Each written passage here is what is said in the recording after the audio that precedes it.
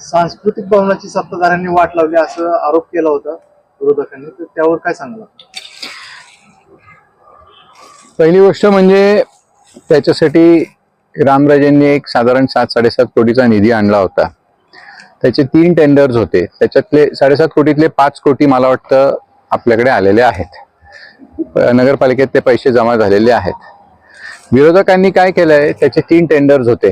त्याच्यातला मधला जो टेंडर होता, दुसऱ्या नंबरचा जो टेंडर होता, तो बरोबर त्यांनी त्याच्यावर स्थगिती आणली आहे. त्यातला तो पास करून देत नाही. त्याच्यामुळे पहिला आणि तिसरा टेंडरवर काम करणं शक्य नाहीये. त्याच्यामुळे नुसतं आरोप करायचे, स्वतःच पहिल्या टेंडरवर काम झालंय, मग तिसरा थांबलाय मला वाटतं. दुसरा झाल्यावर मग तिसरा होईल. त्याच्यामुळे नुसते आरोप करायचे, फालतूची बडबड करायची, दहशत करायची, दादागिरी करायची, ब्लॅकमेल करायचं, हे ह्या लोकांचं राजकारण असलं तर फलटणचा विकास कसा होणार हा मोठा प्रश्न आहे.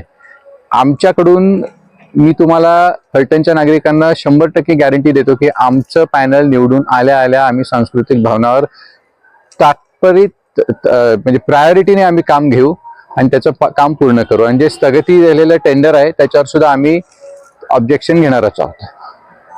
आपण स्वतः वकील आहात.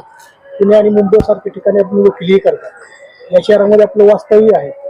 फलटण, पुणे, मुंबई, काय तुम्हाला साधारण फरक वाटतो? फलटणला कशा पद्धतीने तुम्हाला पुणे मुंबई सारखं काय तुमचं? पहिली गोष्ट म्हणजे मी वकिली आता बंद केलेली आहे. मी फुल टाइम समाजकारणात पडणार आहे. फुल टाइम मी फलटणसाठी माझी एनर्जी आणि माझं पुढचं जे काही आयुष्य असेल ते लावणार आहे. त्याच्यामुळे मला माझ्यावर जी ही एक फालतूची टीका करतात की हा पुण्याला जाईल आणि हा इथे जाईल आणि तिथे जाईल, तसं काही होणार नाहीये.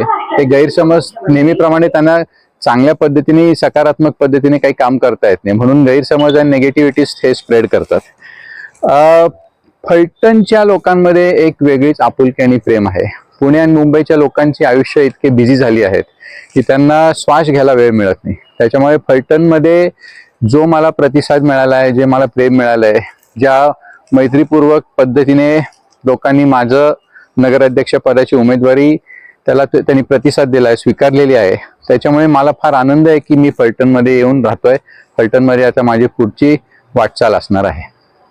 कालच तुमचे माजी नगरसेवक तुमचे सूचक होते मिलिंद नेवसारकर, ते शिवसेनेला सोडून भारतीय जनता पक्षामध्ये गेले. ते तुम्ही त्यांनाच विचारा ना का गेले, मला काय माहिती, मी काय बोलू त्याला.